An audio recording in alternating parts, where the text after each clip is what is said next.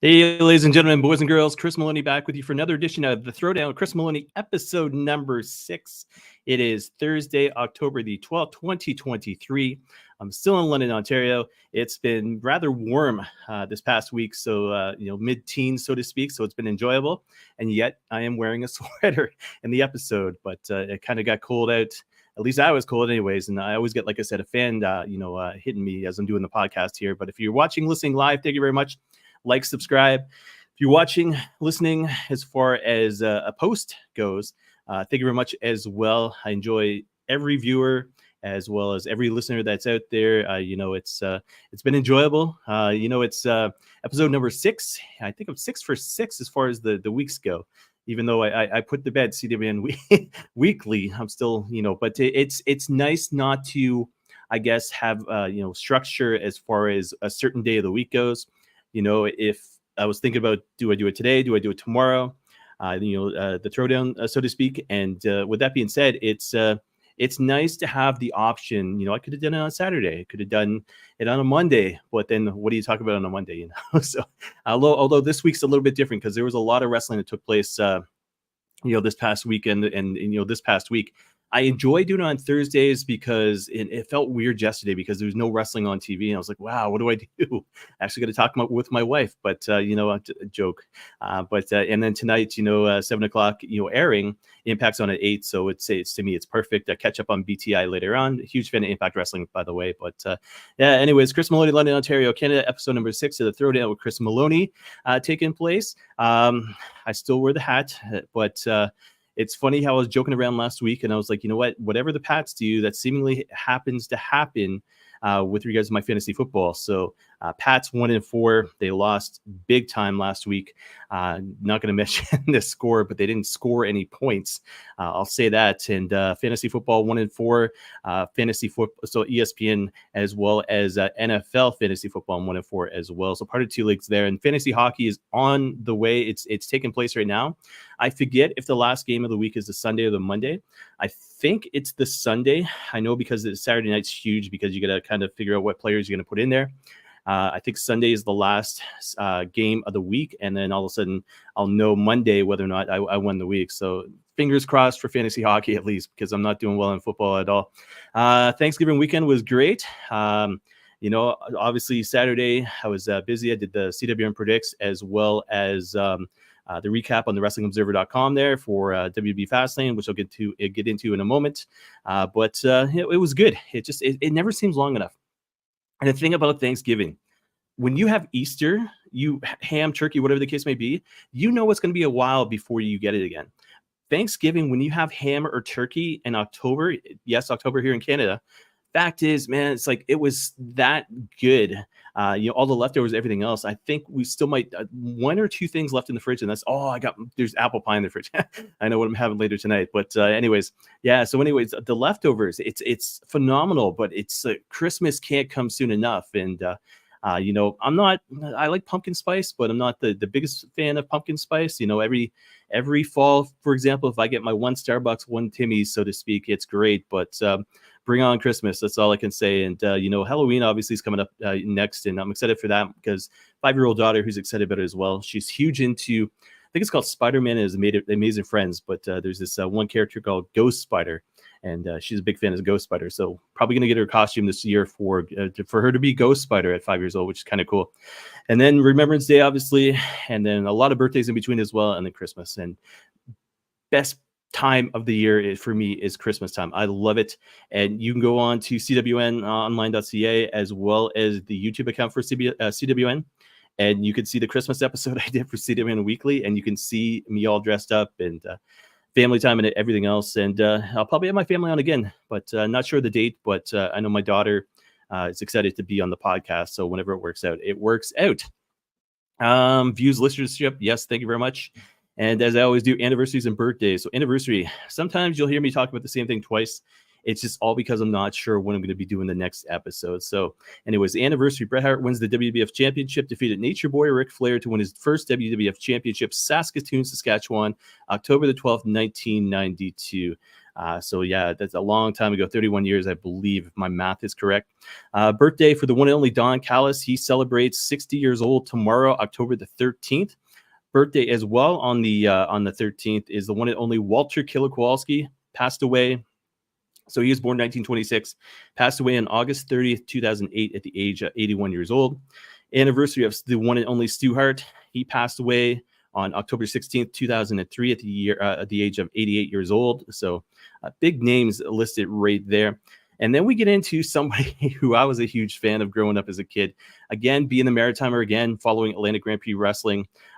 Birthday, Bulldog Bob Brown. He was born October 16th, 1938. Unfortunately passed away on February 5th, 1997 at 58 years old. This I did not know about, and it's thoughts and prayers obviously for him passing away at such a young age, 58 years old. But man, you knew the name Bulldog Bob Brown, Stampede Wrestling, Atlantic Grand Prix Wrestling. Tell you how tough this guy was. So this is from Wikipedia. 1996, Brown suffered a heart attack and was pronounced dead twice before being revived, causing his retirement from in-ring competition. Following his retirement, he worked as a security guard at a horse and dog racing track in Kansas City, and formerly named Flamingo Casino, now known as Isle of Capri Casino in Kansas City. Brown died of a heart attack while working at the casino on February 5th, 1997 at the age of 58. So the guy had a heart attack, pronounced dead twice, and still came back to life. Man, he tough SOB. And I believe one of the only wrestlers I know of that actually had a beer. I don't know if it was named after him or just it was a kind of a one-shot deal, but yeah, there was a Bulldog Bob Brown beer that existed. I'm not sure how long ago, but if you go on Google, you'll be able to find it there. As well, birthday, one and only Kenny Omega, 40 years old on October the 16th as well. Emile Dupree, born on October 20th, 1936, would have turned 87 years old.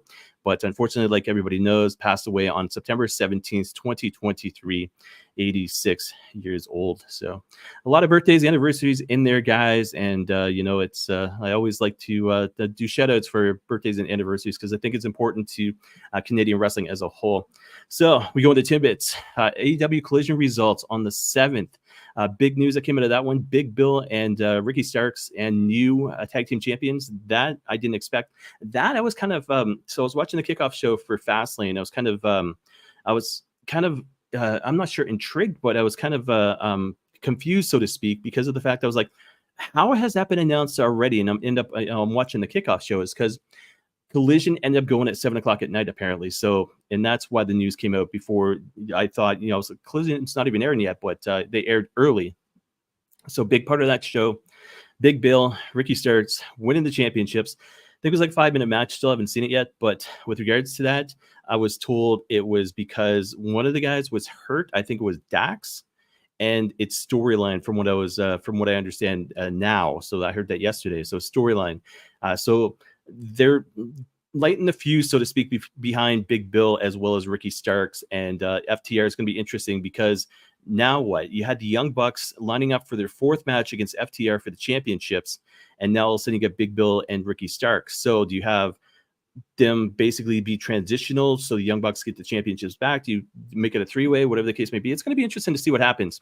But Ricky Starks, he's first time I ever saw the guy NWA wrestling, and it was way back in the days of like Eli Drake and those guys. And it's when the NWA started making their presence felt again. And Big Bill, obviously everybody knows, W. Morrissey from Impact Wrestling, of course, and Big Cass. So it's going to be interesting to see how the tag team works out, but they play off well, together. It's like a modern day, I guess, Shawn Michaels and not Shawn Michaels and HBK, but HBK and the one and only Diesel. So like I said, we'll have to wait and see. Ric Flair wants one more match. Bray Wyatt, Space Mountain, Who is the GOAT, and Charlotte Flair. That is courtesy of Chris Van Vliet on YouTube. That came out on the 10th, so 2 days ago there. So I haven't seen that yet, but interesting topics there. Obviously, Space Mountain. He always talks about Space Mountain, but the one more match thing, I was told it was confirmed that he doesn't really want one more match, but I'm interested to see why that was mentioned there. Another podcast, Chelsea Green, Canada's own. Chelsea brings on Fall and Shades of Green. So that's Wild On, featuring Taylor Wilde. That's on YouTube right now. So that came out yesterday. The Iron Claw, the official trailer for that had been released yesterday as well. That is on YouTube, guys. So it looks interesting because it's got Zac Efron in it. and I've got 2 teenage daughters. Well, actually, one is turned 20. So anyways, back in the day, they had High School Musical. And High School Musical always reminded me of Zac Efron. And the fact is, to see him as a Von Erich in this movie now, I think he plays Kevin Von Erich in the movie. It's insane. And one of the interesting parts is what, excuse me, as well, is that with regards to the movie, apparently Kevin Von Erich wasn't asked to be part of it. So this was, I don't know what this is based on. I don't know who they got their advice from as far as the history side of things go. But anyways, yeah, the Iron Claw, I think, comes out in December. I'm not sure if it's coming out theater-wise. It should, because I mean, Zac Efron, big name, but regardless, it's going to be one of those movies I want to see. You know, the Von Erich tragedy, the history behind it. You know, Kerry Von Erich, when he came to WWE as the Texas Tornado, absolutely loved it. You know, the obviously the fuse with the Freebirds, WCCW. We used to have this thing called Pro Wrestling Plus here in Canada, and it used to come on, I think, every Saturday or Sunday. And when it came on, it would show all the territories back in the day, but it showed like one match from each territory. It was hosted by Ed Whalen. And it was cool because that, to me, besides the magazines, of course, was my first take on the Von Erichs and the Freebirds and how big they were back then. And then, you know, obviously Bruiser Brody and all those guys as well. But it's going to be an interesting movie to see how it plays out, how well Zac Efron does as Kevin Von Erich, and to see how it all, you know, how it plays out on the big screen, so to speak. Ari Emanuel, there's plenty of interest in WWE Raw TV rights. That was an article that came out today. You check that out on figure4wrestling.com as f4w.com. It's wrestlingobserver.com. It's always going to be so to me, when I think of those initials, WON/F4W, but it's easier just to say wrestlingobserver.com. Anyway, long story short, apparently stock's taking a hit, and because NBC, they're saying, is no longer interested with regards to Monday Night Raw, it's, you know, it's going to be a wait and see. I think prediction being they're going to, and my predictions have sucked lately, but predictions being is basically the fact they're going to end up separating NXT and Raw. So it's going to be whether new network, whether it be streaming platform service, whatever the case may be. They still have Hulu, which is interesting, but yeah, it's going to be interesting to see what happens. But as Ari Emanuel said, there's still plenty of interest in the TV rights for WWE Monday Night Raw. Unrestricted this week, best moments of matches of Wrestle Dream. Check that out. Aubrey Edwards, as well as Will Washington, that launched today. Karrion Kross's Jesse Ventura impression returned to the WWE. Bray Wyatt, Triple H, and Scarlett Bordeaux. That happened today as well on Chris Van Vliet's YouTube channel. One of the interesting tidbits I had seen is that with regards to Karrion Kross, apparently when I guess it was Brock Lesnar and then Bobby Lashley, they had that whole big thing that they had pitched with regards to Bray Wyatt. And, you know, apparently rumor has it that Brock didn't want anything to do with it. You know, just creative differences, so to speak. Bobby Lashley, they were setting up for it. But apparently Karrion Kross was scheduled in to face Bray Wyatt had he been healthy enough for WrestleMania 39. So that would have been an interesting match there, and it would have been a huge moment for Karrion Kross. Very nice guy, you know, outside the ring, very mean inside the ring, but very, you know, it would have been a very interesting match there. Kazuchika Okada appointed as chief of, I want to say this pronounce this properly, Anjo Police Station for 1 day. That is on Post Wrestling, but apparently, yeah, he was chief of police for 1 day there. So I can't say Okada didn't deserve it, but I just kind of wondering if anybody felt the Rainmaker that day, and not in a good way. I don't know, bad joke, I guess. Kevin Nash recalls recent battle with skin cancer, says he's going to be fine. So, you know, going through skin cancer, and apparently he's got a big, you know, mark on his face, so to speak, with regards to where they had to do the you know, the surgery, whatever the case may be. And he says it's just one more mark on the 30 that he's already got. So he said he'll heal. He's going to be fine. And, you know, thoughts and prayers out to him for a speedy and healthy recovery, the big sexy there. But It's still tough to hear about stuff like that, but he says he's going to be fine. That's according to Fightful as well, and that came out today. This was interesting. Tom Lawler returning to MLW, set for world title match. Apparently, Davey Boy Smith Jr. has quote unquote withdrawn from the bout and has been placed on the emergency injured reserve list. Not sure what happened. Kind of was excited to see Davey Boy Smith Jr. battle for the title. It would have been a good match. I can't say I'm not a fan of MLW, but it's with so much wrestling on TV, I barely catch it. I know a lot of the names. I think it's cool Lawler's going back. And, he's obviously a big part of the WrestlingObserver.com, but, it's going to be interesting there to see him go for the title there in MLW. It's sad that, Davey Boy's not going for it. Huge fan of the British Bulldogs as well as the British Bulldog Davey Boy Smith back in the day. But we'll have to wait and see what happens there. Billy Corgan says NWA has signed 2 TV deals. He announced this today on Busted Open, and he said that he can't provide any further details other than the fact there's been 2 TV deals that have been set. So we'll have to, it's going to be interesting there to see what happens and where he ends up. I'm a gamer as much as I can be, so to speak. I've got kids and family and everything else, but WWE 2K23. So this came out today. 29 new and updated superstars, new backstage area, attire updates, legends, and creations, courtesy of Smack Talks on YouTube there. Love Smack Talks. Love the job they do. Anyways, some of the new wrestlers that they're coming out with, creations, by the way, not WWE, but creations.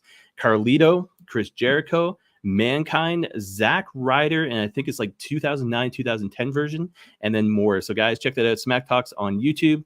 If you go to CWN Online on YouTube and just go to the gaming section, you'll be able to find that there. AEW Rise to the Top. This, I don't know when it was released. I downloaded it today. iOS and Android, so that's available here in Canada anyways. And the reason I knew about it is because I subscribed to AEW Fleet, I want to say it's called, and that is like a newsletter. It has something to do with Forbidden Door tickets, so I signed up for it. So I get all kind of the US news as far as AEW goes, and that was in there. It's like, yeah, to be a beta tester or whatever the case may be. And I was like, okay, wait a second. And then I scroll and it says, yeah, already available in Canada. So I was like, okay, this is cool. So I downloaded it, haven't played it yet. Not sure what it's about. But guys, if you're a gamer as far as mobile phones go and everything else, AEW Rise to the Top is available here in Canada, iOS as well as Android. I don't know what is up with this light. I look like a ghost. It's different though, because I'm looking at myself on the screen here, and then when I go and look on YouTube or the video later, it's there's a contrast, so I'm not sure how bad the light is, but I might have to adjust that for next time. New Fozzy music teaser, Spotlight. I saw this just before I came on the air. It's about 30 seconds in length, but looks like Fozzy's coming out with a new music video there on YouTube. So guys, check that out. Now it's time for topics. So stuff I go on to a little bit more in depth about. And I mean, there's probably less than 10 here. And most of them, you'll have probably heard me talk about them in the past, whatever the case may be, but it's my thoughts on certain things. And so tidbits are just kind of, hey, I want you to know what's out there, and I think you should check this out. Topics I go more in depth with. So yeah, here we go, guys. WWE Fastlane thoughts took place on the 7th. So thoughts, personally, it was a good event. When I listened to some of the podcasts, I agree with the fact there was no real storylines. That was kind of like, no matches set up. It was kind of like, hey, here's a match, here's a winner. Here's a match, here's a winner, whatever the case may be. With regards to that, it was a good main event. No, it was a long 4 hours for me. And I'm proud of the fact that I think I had finished right at 11 o'clock. So, obviously I had to hit pause a couple times because I'm playing catch up, whatever the case might be. My wife and daughter had gotten home. So I'm not sure exactly what time the PLE went off the air, but I know when I looked at the clock and I was done my recap, it was about 11 o'clock. So I was proud of that because I'm not used to WB PLEs. And when I'm doing Impact all the time, it's, I shouldn't say interesting, but you get used to the fact that it's commercial breaks or backstage promos, or, hey, when they're going to take a commercial break because you just know the sequence of the event, so to speak. WWE, it's a little bit different, especially with the fact with WWE, it's, they have their own sequence, but at the same time, you knew there was certain stuff that could happen, like Carlito, for example, or Jade Cargill, whatever the case may be, Rey Mysterio, how that was going to play out. So I was interested with regards to that as a fan, but as the whole event went, I think it was great. If you check out the recap on WrestlingObserver.com, you'll see that I made a comment with regards to the main event playing up like Rocky 2. So when you got Sylvester Stallone and God, I'm forgetting names right now, Creed and Rocky going at it in those final moments, and they just beat the hell out of each other, and referees counting, and all of a sudden he gets to the end, and Creed bounces back to the mat, and Balboa is up and he wins, and it's just it was the same thing with Nakamura and Rollins. Nakamura ended up being Creed, though. I thought Nakamura was going to take the title. I thought we were going to see a Damian Priest cash in. It was interesting during the show because of the fact is they played almost Priest with an injured leg. McDonough obviously didn't do too well with impressing basically any members of the Judgment Day there. And then all of a sudden, big mommy, so to speak, was like, Rhea Ripley was like, hey, no, we're not doing this tonight. Give me the briefcase. And I was like, all right. So it looks like it's not happening. And they go off the air, and it's like, oh, well, saving it for another day. But Jade Cargill appeared, and that was cool. So I was debating on WrestlingObserver.com whether or not to do anything with regards to the kickoff. And I was like, you know what? Maybe I'll just do what these guys are thinking. So, the 5-person panel, I'm going to, maybe I'll just comment on who they're predicting as far as who's going to win this and that. But the whole kickoff, if you go and see my report, you'll see there's a lot of stuff that happened. One of the big things that happened was Jade Cargill. I was like, she's arrived. And all of a sudden you see this big white, I call it a limo, but SUV. It shows up, and all of a sudden she's dressed to the nines, and she looks like Jade, and she gets out, and sure enough goes and meets up with Triple H, and they shake hands, and he's got a big smile on his face, and she's been introduced on camera officially on a PLE, and that was it. I was expecting her to be more of a presence as far as Fastlane went, but she wasn't, and so be it. So it's going to be interesting to see how that plays out. Carlito made his re-debut. That was interesting as well, because when they came out, Santos and Ray, and they had nobody with them, I was like, maybe things fell through. And then sure enough, because Ray had said on the pre-show, he said he sent this guy a text, but the guy had read it, but he hadn't gotten back to him. And then sure zelenough, midway, 3/4 of the way through the match, as basically Ray and Santos are just getting beat. And it got to the point that Zelina Vega had to get involved. All of a sudden, Carlito comes down, stomps a mud hole into, I think it was Montez Ford, and then picked up the win there. So that was cool, pun intended. But yeah, Carlito is officially back. They announced, I'm not sure if it was officially, I don't think WB announced it, but he's on the SmackDown roster. I think it was Fightful that put up the image of him on the SmackDown page with the SmackDown logo behind him. So Carlito officially on the SmackDown roster.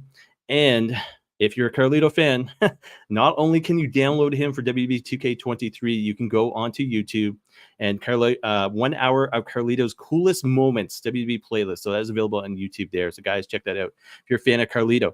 And then finally, Cody Rhodes and Jey Uso. Didn't call that one. Like I said, my predictions have sucked at least since September, October. It's it's I gotta get better. It's a pride thing. I think I know it's make believe, but no way in the world I would have picked Cody and Jey, and they did it. It was a good, solid, strong match, and I mean, you had everything that you would have expected from this match. And when it came down to it, it's they look good, and it was a good way to start the show. And then obviously LA Knight, John Cena did well together as well. Cena took the beating, so to speak, the whole entire match. I almost said Eli Drake, but LA Knight's on the outside. He's hungry and he wants to get in there and he can't. A referee keeps stopping him. He finally gets in. He does what he does, and he looks like a superstar. So a mega superstar. I forget. Oh, Brandon Saxon. That was good too. Brandon Saxon on the kickoff show insulted Paul Heyman by coming up with a nickname, or not a nickname, a tag team name for Cena as well as LA Knight. And Heyman called him a canary, and then basically was like, hey, you know what? Next time I want Caleb Braxton, and the history between Caleb Braxton and Paul Heyman. So yeah, that's it for Fastlane, but it was a good show. Props to WB. NXT AEW Title Tuesday thoughts. That was this past Tuesday. Like I said, there was no wrestling on TV last night. It was weird, but I'll go into it briefly, and I'll go into something even more with regards to this because I feel it needs to be talked about. Jade Cargill made another appearance, NXT.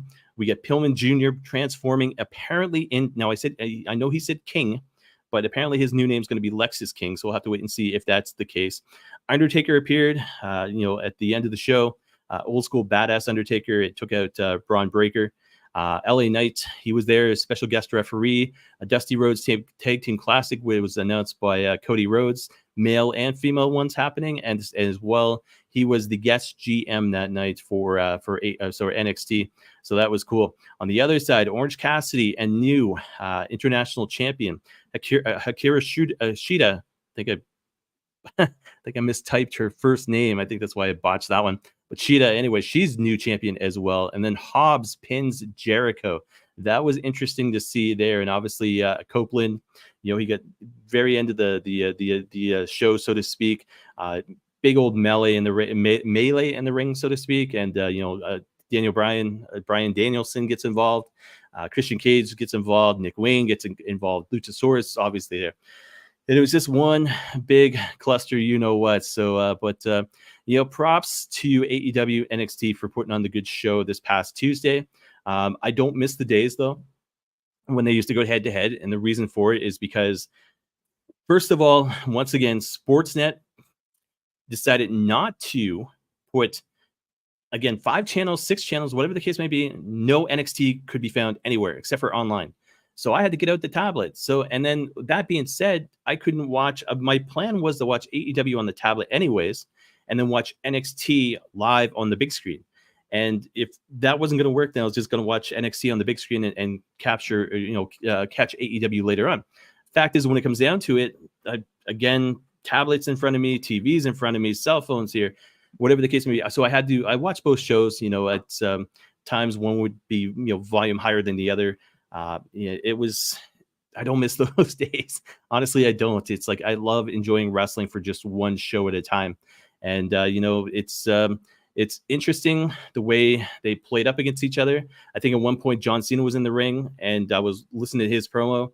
The other side of things, Toni Storm was doing her thing. It was like doing that backstage skit, and I had it on mute, and all you could see was the her emotions or whatever the case may be. And I was like, man, this is weird. You got John Cena on one side, silent Toni Storm on the other side. And it was a weird scene. But Toni Storm, I'm loving the character. It's unique, and it's going to get her places. But anyways, that being said, so WB NXT beats AEW Dynamite in Tuesday Night War ratings. So guys, I'm going to bring this up here just briefly here. Just give me a second. So this came out yesterday. So with the shows going head-to-head, WB NXT picked up a ratings victory over AEW Dynamite on Tuesday night. NXT averaged 921 921,000 viewers on the USA Network, up 7.5% from last week. The largest audience total for the show since September 25th, 2019, which was the second week that NXT aired on the USA Network. The Dynamite averaged 609,000 viewers on TBS. That's down 23.9% from last week. And it's the lowest viewership total the show has done since June 18th, 2021. Episode was moved to Saturday due to NBA playoff coverage. That is the lowest viewership Dynamite has ever done when airing head-to-head against NXT. NXT drew a 0.30 rating in the 18 to 49 demo, up 36.4% from last week. It's the 4th highest rating in the history of the show, trailing only the first few weeks that NXT aired on USA. Dynamite not too far behind, by the way, 0.26 rating in 18 to 49, down 7.1% from last week, and is the lowest rating the show has done since June 28th. So, guys, that being said, it's done, right? That should be it. Yeah, it's almost embarrassing, so to speak, with regards to what I'm about to talk about next. Tony Khan sends message to Triple H and Shawn Michaels ahead of AEW Dynamite, AEW WWE, and try this again, ahead of AEW WWE NXT War. That was on the 10th. That was through Twitter. So, guys, you probably already heard about this and what Tony Khan had said. But, it's basically he called them bald asses, so to speak, with regards to referring to Triple H, Paul Levesque, as well as Shawn Michaels. Then, guys, if that wasn't bad enough, then he goes on to take a shot at WWE NXT ratings. This all courtesy of WrestlingObserver.com, by the way. Khan pointed out that 2 decades-long rating streaks ended on Tuesday. So, despite WWE NXT coming out ahead in Tuesday Night Ratings War, Tony Khan is taking a shot at the show's performance. Posted a message on X noting that with all due respect to 2 great legends, Tuesday night was the first time John Cena or The Undertaker had ever appeared on a WWE show that averaged fewer than 1 million viewers. So in quotes, this week, 2 active decade-long rating streaks from 2 great legends were ended. With all due respect, until this week's head-to-head AEW on TBS with WWE on USA, neither Cena nor Undertaker had ever been on a WWE show with under 1 million total viewers and under 400,000 K in the demo. So where do you go with this? To me, I'm not necessarily too happy with it because, I'll tell you this. I created the Throwdown because I want it to be a little bit more controversial. I want to say what was on my mind. I'm going to say this. Tony Khan is an a-hole for saying what he said. Simply put, he's a billionaire, and he's a billionaire acting like a friggin' baby. And because of it, I mean, there should be no room in wrestling for this in 2023. The fact is, he lost, okay? They put up 2 of their best shows, and he lost. And this is the way he did it. He's like the little kid before the show. It's like, I'm going to beat you. And all of a sudden, the show's over with. And all of a sudden, he lost. And this was just today. And all of a sudden, next thing you know, he's having a hissy fit. He's like, oh, I'm going to point. Well, it's like, hey, don't worry about what just happened here, but you've got to focus on this. And it's like, my God, it's like, am I actually reading this? Like, okay, here I am a host. Okay, I come out on this show and I start being like, oh, hey, well, I'm an AEW fan. And I'm like, oh, hey, Taker and then John Cena, and they didn't do anything good for the ratings because they're still under 1 million. Understand that is for me as a host of a podcast, okay? Then you get a billionaire over here who owns the Jacksonville Jaguars as well as AEW, and you've got a guy like Adam Copeland, Edge, who basically just went over to there, and now all of a sudden he's dealing with an owner like this on friggin' social media. I mean, like, grow up. That's all I can say about that. It's garbage to me that you're a billionaire, you have your company, you're supposed to be a leader. And it's been nothing but chaos. And I'll get into something more in a minute because he does do good things. But with regards to Tony Khan and what he said today, like, man, it's like, give yourself a look. Go look at yourself in the mirror and say, I'm a billionaire, I'm an owner, I'm a leader, and I should be respecting these people more than this. You lost. And WWE did something small today where all of a sudden they wished, I think it was Rhea Ripley's birthday today, and they had showed a picture of the Judgment Day and Edge on the ground in front of them. And I mean, shots fired, right? But it's somebody needs to do PR for Tony Khan. That's all I can say, because he's looking bad as a boss. And as a fan of wrestling for 44 years, it just makes me shake my head. Show up Sean's comments here. Sean Bates, Hammerlock, Pure Wrestling, of course. AEW did a lot of hot shotting of titles, just like WCW would do when they were desperate. He goes on to further say, Tony Khan is a spoiled... See, my thoughts exactly. That's why we're friends.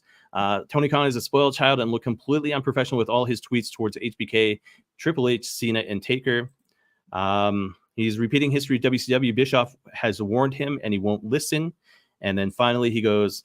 all the backstage issues happened because he wasn't the boss when he needed to be. And you know what? 100% agree with all that right there. It's God, I could do a whole show just with regards to AEW and the missteps they've taken with regards to them being in business.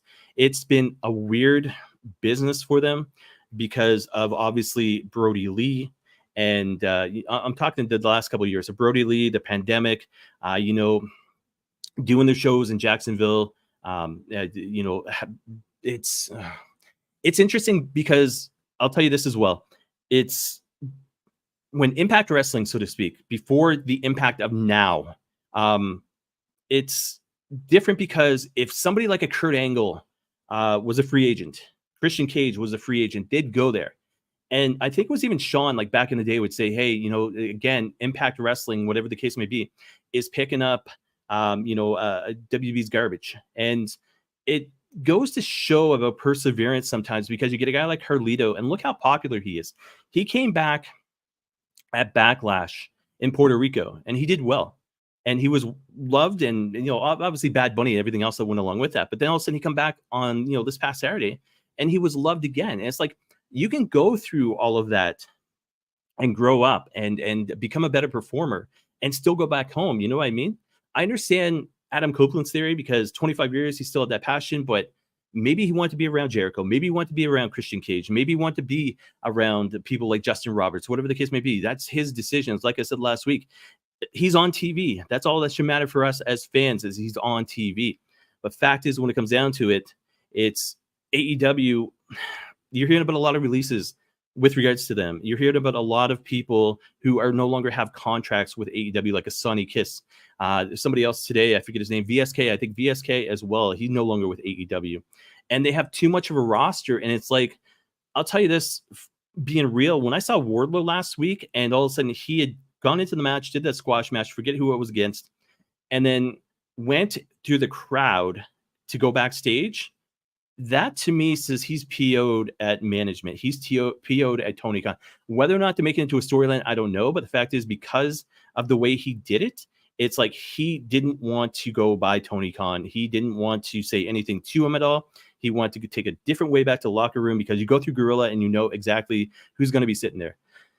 And it's interesting because they get such a talent base there in AEW, but they focus sometimes on the wrong guys. And all of a sudden, when some of the guys get injured, like say an Adam Cole, I know I'm going on a little bit of a rant right now, but the fact is Adam Cole get injured.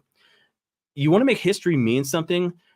Okay, you bought ROH, you bought Ring of Honor. You wanted to make them relevant. You want to keep them relevant, so to speak. And then because you have a champion like MJF, who's your top guy, and all of a sudden he's tag team champions with Adam Cole. They have that big moment over there in England, and yet you don't drop the titles. This honestly pisses me off, because of the fact, when it comes down to it, if you look, when sometimes I do, well, I shouldn't say sometimes, always when I do predicts, one of the opening scenes, one of the opening pictures I put up there is of the Briscoes, okay? Because I was there when they fought Gorillas of Destiny in Old Maple Leaf Gardens. And when I was there, those tag team championships meant something. So the IWGP as well as the ROH tag team championships, they meant something. So you put them on MJF and Adam Cole, and the next thing you know, Adam Cole gets injured. I know Mark Briscoe's injured right now, but you're telling me you can't find two other guys? You can't take the titles and put them on the Kingdom and let them shine, because they're on TV, but they're nothing but a laughing joke right now with regards to Roderick Strong. And it's, oh man, it's like I can go on and on and on.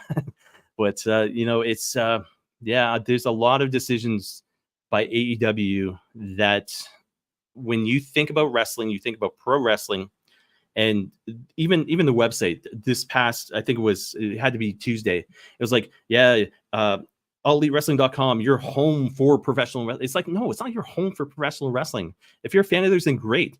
But the fact is, if you're not a fan of theirs, you're just got. Anyways, I always think about the machine.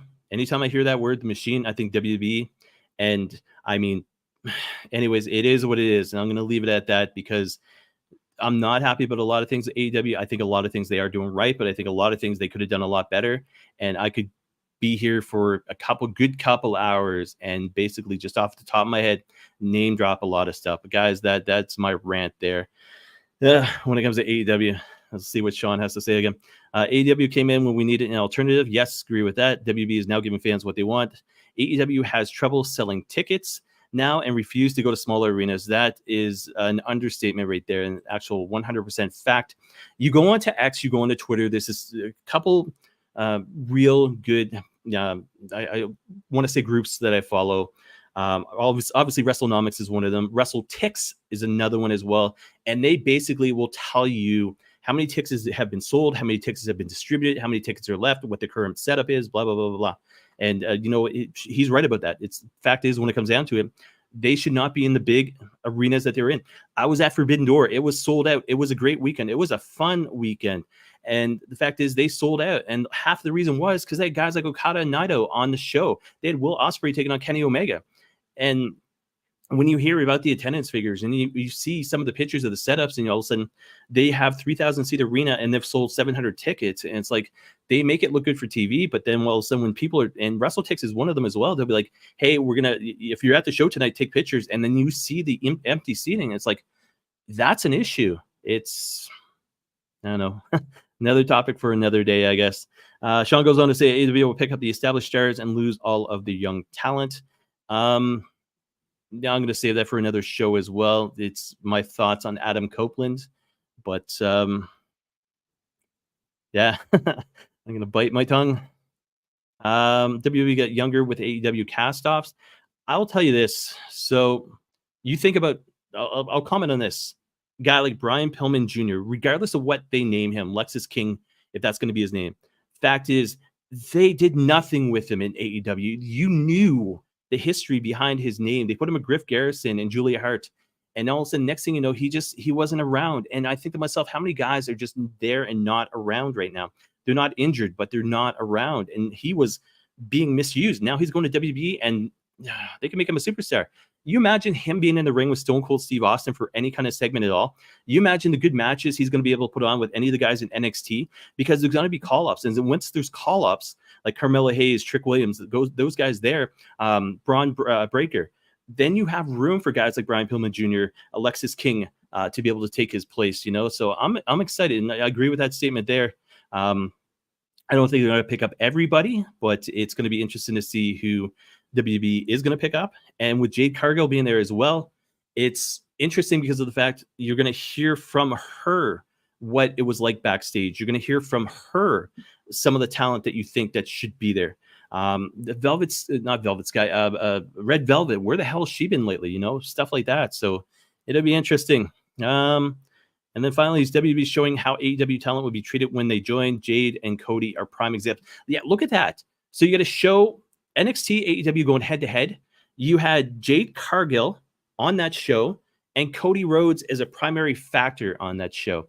The other side of things, you've got Edge, Adam Copeland, as well as the rumored Mercedes Moné heading there as well. So, but to me, if you're going to pick up two talents, and I love Edge, I love Adam Copeland and everything that he's done, but man, it's going to be Jade Cargill and it's going to be Cody Rhodes, hands down, 100 times over. Yeah, time to go back to my notes. Nope. Yeah, so we go from one fire to another fire. WWE decides against hiring CM Punk. That came out yesterday. Thoughts on that is this: he's toxic, and I think he's going to continuously be toxic. I hope Impact doesn't touch him. I just leave him there. And when I say leave him there, I just mean he comes back. You get excited for seeing him back. He can potentially put on a good match nowadays, but he's toxic, and you don't want that in your locker room. And hopefully Scott D'Amore is doubtful he'll ever listen to this show, but hopefully he's got people in his ears to say, stay away from CM Punk, even like a one-shot deal. Man, you do not need a guy like that. And this was I was talking about earlier. AEW, part of $1 million merchandise donation to Toys for Tots. So that, I mean, everything you say with regards to Tony Khan, everything I've said with regards to Tony Khan, and all of a sudden he goes and does something like this. It's like, how can you stay mad at the guy? And it's like what I was just talking about with CM Punk. This props to AEW for over 50,000 toys and action figures will be part of the holiday donation. AEW, Jazzwares, and TBS will team up to donate $1 million worth of both AEW action figures and Toys for Tots this holiday season. Shivani made the announcement during Tuesday's Dynamite on behalf of AEW head Tony Khan. And then basically they go on to say that they basically go on to promote their company from there. But good for AEW for doing that. It's but again, you've got for every good thing, you've got sometimes 5 bad things that go along with it. I was going to go more into detail with this, but it's still a week out, so I'm going to leave it maybe till next week. But big news that came out the past couple of days: Charles Oliveira out, Alexander Volkanovski to rematch Islam Makhachev for the lightweight title at UFC 294. So that came out. So long story short, Oliveira got injured. Apparently, I haven't seen it yet, but he's apparently some kind of cut on his arm, I think it is. But yeah, so he's out of the main event. So now it's where are we here? Makhachev taking on Volkanovski. Where are my notes? Makhachev defends the UFC lightweight championship, and then Volkanovski is the current UFC featherweight champ. Oliveira obviously forced to withdraw due to injury. If that wasn't bad enough for UFC 294, Paulo Costa is out as well. So former champion Kamaru Usman to step in to face Khamzat Chimaev. I gotta get better at my UFC names. I've been following a lot more, but it's the pronunciation of the names. I'll get better at it. And that came out yesterday. So, and Dana White was not happy about it. Obviously, they'll get through it. But the fact is, yeah, I mean, two of the big stars are out for UFC 294. So I'll get more into detail about UFC 294 next week. Probably going to do a prediction show for that one because it's one of the big shows. And obviously going towards UFC 300 coming up. And Ronda Rousey, by the way, officially retired, staying retired. It says she's enjoying retirement, and I think that was on Instagram or X earlier today. So it'll be interesting to see what happens with UFC 300. I mean, there'll probably be a lot of names involved. From what I understand, it's heading to New York, but it'll be interesting. Super Junior Tag League revealed, so begins October 21st in Saitama, Japan. I'm just going to bring up the names here, guys, and I will go more to detail towards that when it does take place. Where are the dates here? October 21st, I think, through November the 3rd or 4th. Oh, yeah, it's the 4th because the 4th is Power Struggle taking place. But you've got 1, 2, 3, 4, I think 10 teams in total. But you got Yo and a mystery partner taking place in the tournament. Obviously, that was supposed to be Leo Rush, but he is injured. Kushida and Kevin Knight has a tag team. Rizuchi. I always just say Taguchi, taking on the and so what am I reading here? Oh, never mind. Oh, no, that's okay. Yeah, too much of a rant about AEW. So Taguchi and the DKC, sorry. Again, my vision's getting bad. El Desperado Master Wato as a tag team, Dookie, as well as Takamichi Noku, Bushi and Titan as a tag team, Robbie Eagles, and Koze Fujita, TJP, Francisco Akira, catch two of two. Forget how you pronounce that. Clark Connors, Drilla Maloney. Love that name. Chris Maloney, Drilla Maloney. And a screen in front of me. So, yeah, anyway, anybody listen on audio, yeah. And Sho is tag teaming with Kanemaru. And those are your tag teams there. But officially starting on October sorry, I'm trying to multitask and I'm old. And I know already remember. Yeah, October 21st. So I'm going to try to play catch up. Yeah, let's see what I can do. All right, Impact tonight. Edwards and Cass, 2 out of 3 falls match. Rascals and Callahan. Rascals taking on Callahan and Swan for the titles. Dirty Dango, Jordan Grace, Champagne Singh, Eric Young in a 5-way match. Steels taking on Rush, Angels taking on Laredo Kid. That is on BTI, should be currently on as I'm doing this right now. Upcoming PLE pay-per-view special events. So New Japan Royal Quest 3 in London, Ontario. I wish. Taking place is on the 14th. Ospreay and ZSJ for the IWGP UK title. I found out why it's not on New Japan World, by the way, because it's on Rev Pro on demand. So if you have Rev Pro on demand, you'll be able to watch that in its entirety. UFC 294, like I said, Makhachev taking a Volkanovski 2. That is on the 21st. And obviously, Oliveira had to being forced to withdraw due to injury. We've got Impact Wrestling Bound for Glory taking place on the 21st as well. It's going to be a busy, busy day. Shelley taking on Josh Alexander. Mike Bailey taking on Will Ospreay. Trinity taking on Mickey James. Chris Sabin taking on Kenta. MK Ultra taking on Perazzo and Steels. Rascals or Callahan and Swan taking on ABC. PCO, Rhino, Macklin, Moose in a Monsters Ball match. And then there's a Collier Shot Gauntlet match as well. And then announced as well, WB Crown Jewel 2023 taking place on the 4th. And Rollins and McIntyre for the title has been announced so far there, guys. Upcoming Canadian MMA has 2 events taking place that I know about before the end of the year. Chris at cwnonline.ca. You can hit me up there if you've got an event coming up. But BTC 22 Battle Zone at Burlington Training Center in Burlington, Ontario, 6 p.m. on the 18th, followed by Fight League Atlantic 12, Moncton Coliseum in Moncton, New Brunswick, not far away from my hometown, at 7 o'clock p.m. Atlantic time on the 18th as well. Excuse me. So get rid of these graphics and get a drink of water. Actually, I've got 3 more comments. And where are we here? So Sean's got 3 more comments here before I go into a Hammerlock promo. Imagine that. So Sean, did they really close the door? Punk could be good for WWE Survivor Series in Chicago that next month. You know what? My thoughts aside, one thing that I thought about when I read that article there was, is it a work? Are they downplaying it same way Nick Khan downplayed it?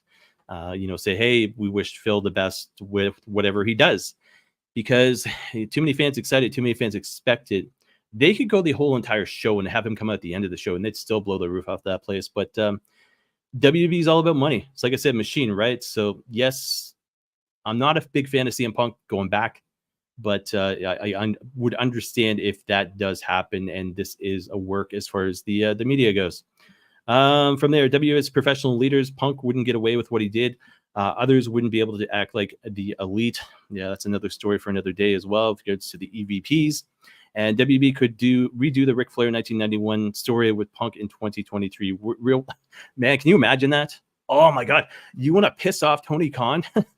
You imagine him showing up that title? Jeez, imagine. Anyways, that is saved for another day as well. I'm 50 minutes in, but guys, as I always do every week, where are we here? If I can find it, check out this video for Hammerlock Pure Wrestling, and we'll get into some Canadian independent wrestling after the break here.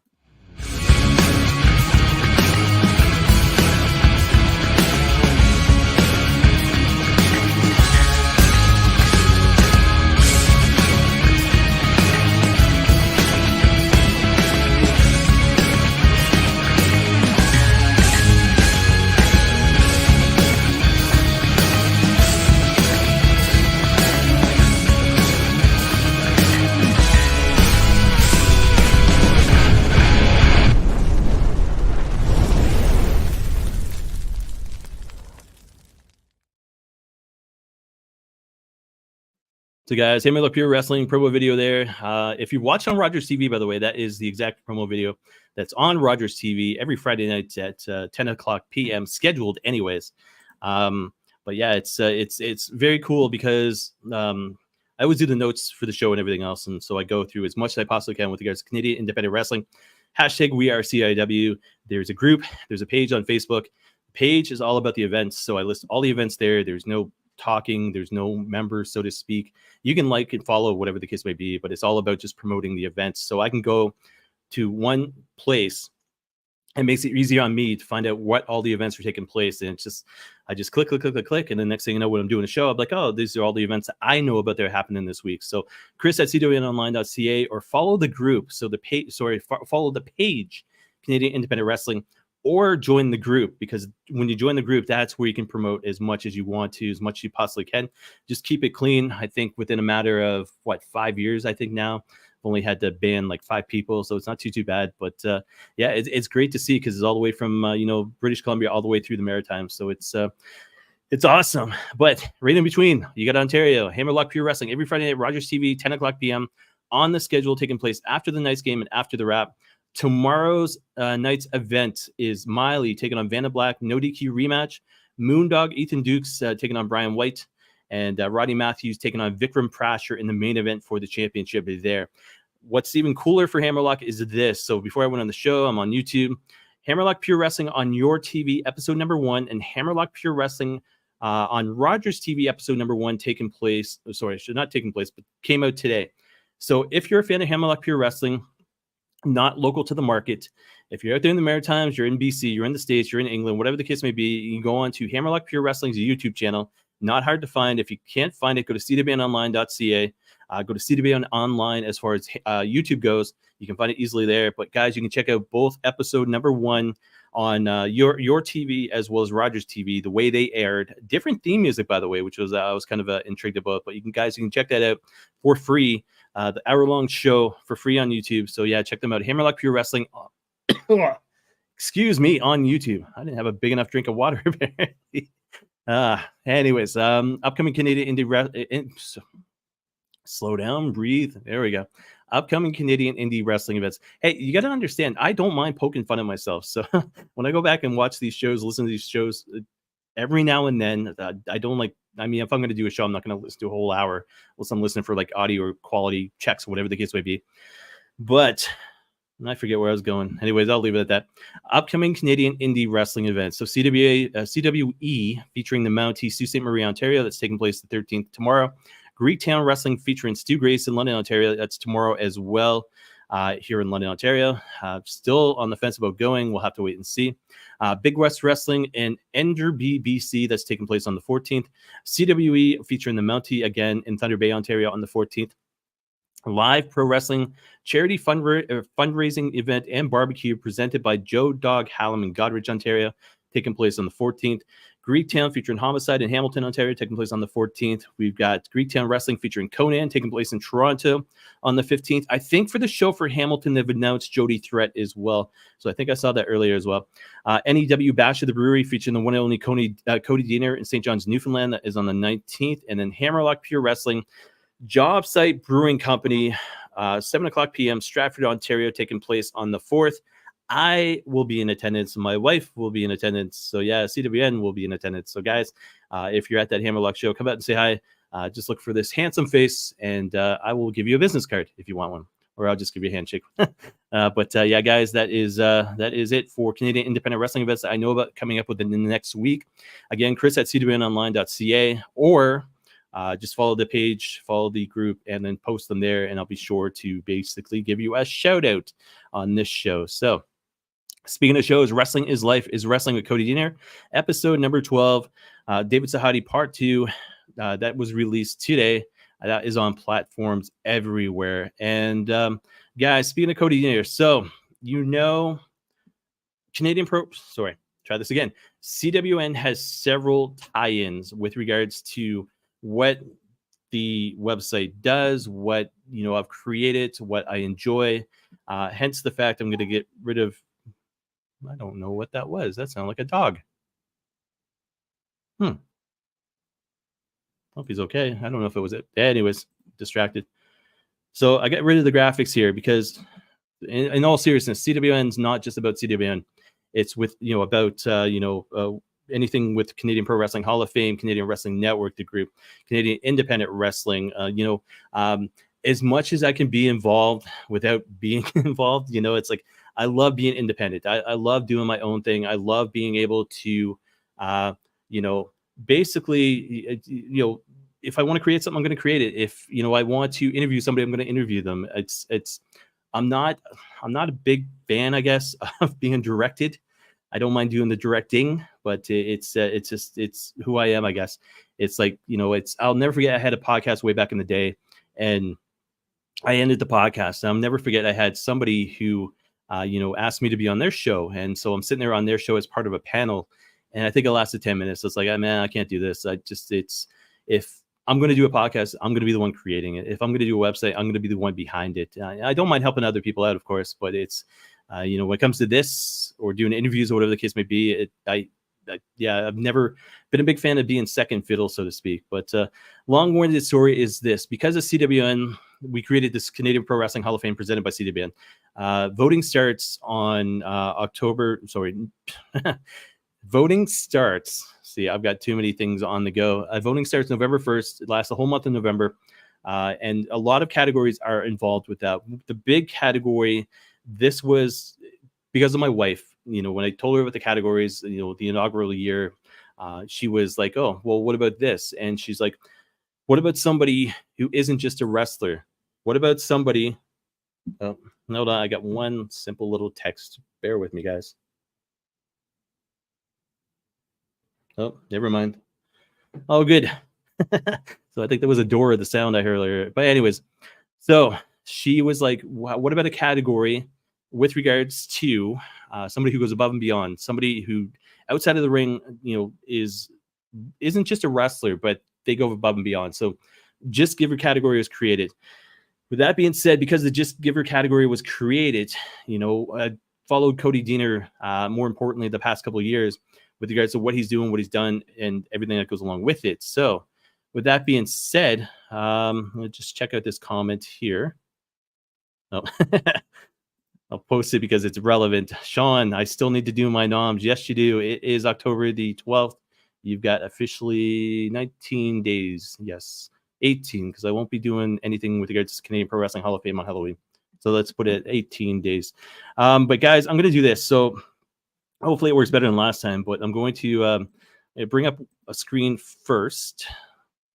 And guys on audio, I apologize for any kind of silence, but I'm bringing up a screen here. So I've got the screen up. Last time I tried to share this, remember I had actually Sean on the show, and he was commenting with regards to not being able to see it. So hopefully it shows up tonight, because this is important. So I'm going to attempt to share the screen. Again, I'm still getting used to doing this on a regular basis again.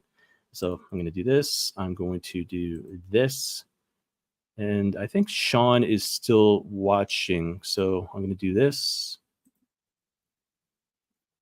And Sean, do me a favor if you can, and just let me know if the screen is up. No, not that one. Yeah, there we go. So that is what I want to see on screen. So, like I said, just bear with me, guys. I'm still learning this here. So do this, go back here. So that should be good for everybody on who's watching online. Anyways, so I'm going to do this. I'm going to play the video, and then I'll talk more about it in a moment.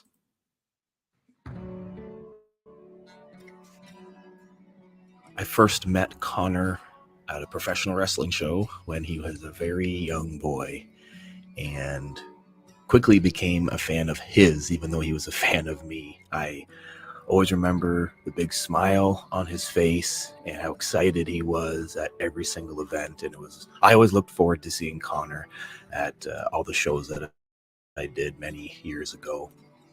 And I knew at that time that Connor had some special needs, but it wasn't until recently that I was able to fully grasp all the needs that Connor actually has.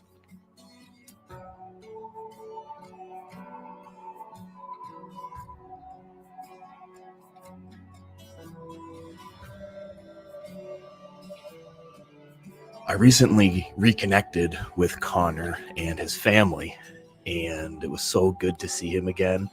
Connor is now in his 20s, and I learned that Connor is a walking miracle because Connor was not supposed to live past his 18th birthday.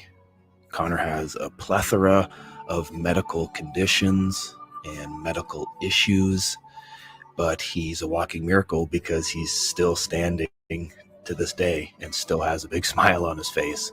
But I've learned that the family has a lot of medical expenses that has to come right out of their own pocket, not expenses that are covered by insurance. So for years, I have decided to give her in the ring. I have also decided to give her for charity. And now what I want to do is, with your help, I want to give her for Connor. And for the next few months, I just want to see how much money we can raise for Connor and his family. And I plan to give whatever money I'm able to raise to the family just before Christmas so that they can have a wonderful holiday season together and take some of the stress, some of that financial stress and burden off their shoulders. So let's do this for Connor. Let's do this for his family. And I just hope that you guys will help me give her for Connor.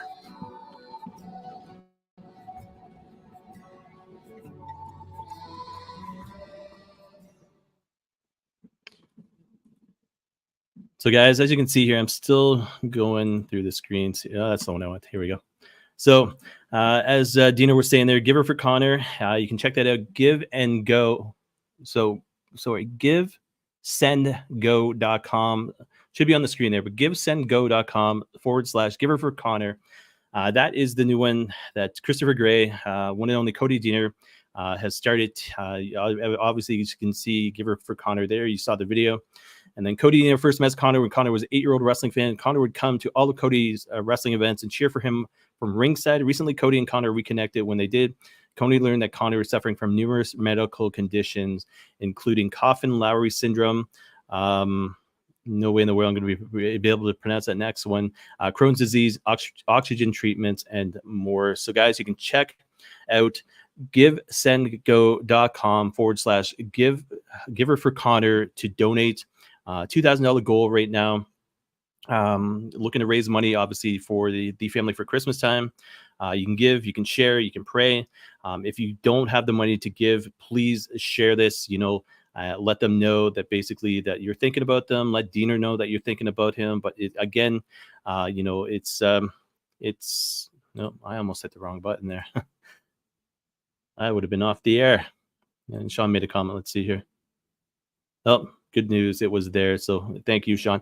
But yeah, guys, it amazes me with regards to everything that Cody Diener does. It's, I'll never forget meeting him, PWX show in Tilsonburg. And, basically that I think was 2006. So we're looking at, 17 years later.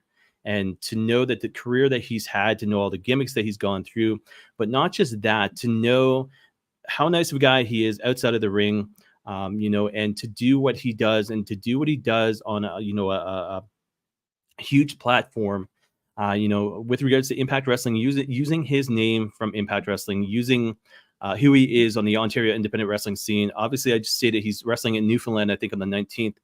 Going coast to coast and, doing what he does best, and using his voice, and using the fact that he knows how to use his voice to raise money for people. He was at a Hammerlock Pure Wrestling event in August with regards to raising money for Aiden. There was an event that was down in Windsor, Ontario for BCW, Border City Wrestling, that I was with Sean and a couple other people, and we'd raised a little bit of money for him. And there's a picture. All of us look completely different, but well, maybe not me. I still had the beard back then. I still have it now, but Diener completely looked different. He had that big ass beard back then, but there's a picture of us scumbags at the time. I think it was me. I think I was doing the sharpshooter, and it's a cool picture. I'll have to show it maybe next time, but it never surprises. I shouldn't say that. It always amazes me of how much this guy gives in and out of the ring. One of the nicest human beings you'll ever meet. So guys, give, send, go, giver for Connor. I will post a link, probably right up on CWN, right in the banner section. I will make sure there's a picture there as well, but you'll see it on CWN. You'll see me talking about it on this podcast as well as any place I can. But I think it's important. $2,000 goal. Let's get there. Let's raise it by Christmas time, and give, send, go, giver for Connor there. So yeah, Diener doing what he does best. And, it's, again, why we wanted to have somebody in the Canadian Pro Wrestling Hall of Fame with regards to 2021 class back in the day. And it's, it's an honor to have him be involved with it. And it's an honor to watch him doing what he's doing. So one more comment here. Sean states $500 for Rumball Camp for the deaf at the Hammerlock show last May in Stratford. Yeah, and Sean, I think it's very cool to know I'll finally get to be going to Stratford in November for my first show there. Again, I mentioned this on the other shows as well, but Hammerlock Pure Wrestling, the cool thing about them, obviously Sean's a buddy of mine, so I'm going to promote his shows, but not just that. When it comes to Hammerlock Pure Wrestling, they do some cool stuff. The venue setup. So both of those shows with regards to St. Thomas, sorry, trying to multitask here. So both of those shows with regards to St. Thomas, it was phenomenal. It was the atmosphere was great in St. Thomas. And the only other one I've saw, online anyways, that's compared was Stratford. I'm like, man, I want to see that atmosphere. I want to take like 500 photos that will never be posted. No, kidding. I'm getting a little bit better at that, but I'll take a whole bunch of photos, and you'll have all that the different scenery behind it. And that's the one thing that makes Hammerlock Pure Wrestling stand out, is the fact is they're doing these shows in places that the venues are unique, and to me, it's like props to them for that. So show November 4th, we get a babysitter, and both my wife will be there and myself, and kind of looking forward to it as well, and see what Hammerlock Pure Wrestling, see what kind of tricks they have up their sleeve that night. But it's a good, wholesome show, and that's something else. And they released on top of the Rogers show, as well as their, I want to say I'm pronouncing UTV show right. There's a match they posted as well. You'll see up on CWNonline.ca. Very shortly, but it's just been busy. So I'm still playing catch up as far as the website goes there, guys. CPW HOF 2024 class voting officially starts Wednesday, November 1st. Show is Thursday, January 18th, 2024. I'll be live. You'll see me all dressed up. Kidding. I will be more dressed up than a hoodie and a baseball. Well, I'll still have the baseball hat on, just a special one, I guess. But yeah, that is coming up soon. I'll be here before I know it. Again, I'm getting to the point where I'm narrowing down who's going to be part of it. And again, doing the promo videos and getting to that night, January 18th. The 15th anniversary of CWN. Used to be called Canadian Wrestling Network back in the day, so it was Canadian Wrestling Network.ca, but now it's just plain simple CWN. And, it's 15 years later on January 18th. So, man, time flies. And I think to myself, so I'll tell you this, CWN, it hasn't always been running for 15 years. There's been breaks and this and that. Obviously, I think it was a 2-year break to do the sharpshooter, whatever the case may be. But then my loyalty, my passion has always been CWN. And finally, I got behind it to the point that I'm doing everything I can as far as CWN goes. I've got T-shirts, I've got business cards, I've got a website, I've got side kind of subdomains and websites as well. And it's a passion of mine. But to think 15 years ago, it was just a baby. It was like, my God. And I wish I had taken screenshots of what it looked like back. I can still see it. I can still remember it. I can still remember doing HTML. I was like, oh my God, it's gotten a lot easier in the past 15 years. WordPress is so much simpler. But I went through Wix. I went through Weebly. And it's like, but I love it. I love it. I love it. I love it. Throwdown Chris Maloney, episode number 7 next week sometime. Haven't picked a date yet, but obviously I'll be promoting it from there. CWM predicts Impact Wrestling Bound for Glory 2023. That will be on the almost in October 21st. And as always, guys, show's been a little bit longer than normal, but it's all right. It's only 10 after 8, so it's good. I can still catch up on Impact Wrestling, which I'm going to do. So, guys, it's been great. As always, check me out at Chris Maloney, CWN. If you have video promos, you have thoughts, you have comments, you have shows coming up, you want to be a guest on the show, because I'm starting to look at doing interviews. Even though CPW HOF is on the horizon, I still want to do interviews on the show. I'm going to start doing historical throwbacks, too. Not exactly sure what that entails, but it means, I don't know. I'll just wait and see. It's once I start brainstorming on something, it usually is a go ahead. It's like a steamrolling train going through a tunnel in St. Thomas there.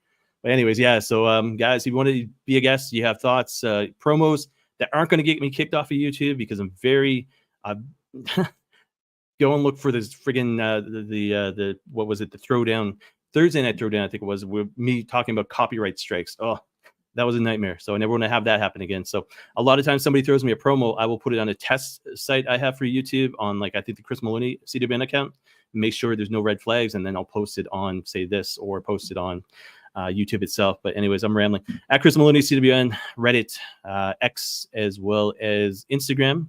And with regards to everything else, cwbonline.ca. So let's see if I can get this right this week. It's been great. It's been enjoyable. Love doing the show again. I love doing predicts. Almost did recap last week, but no, just busy. But guys, hug your loved ones. I mean, a lot has gone on this year. And again, thankful for being able to do the show once again. And I'm back and I'm loving it. So guys, that is it. And I will talk to everybody again sometime soon. I did it.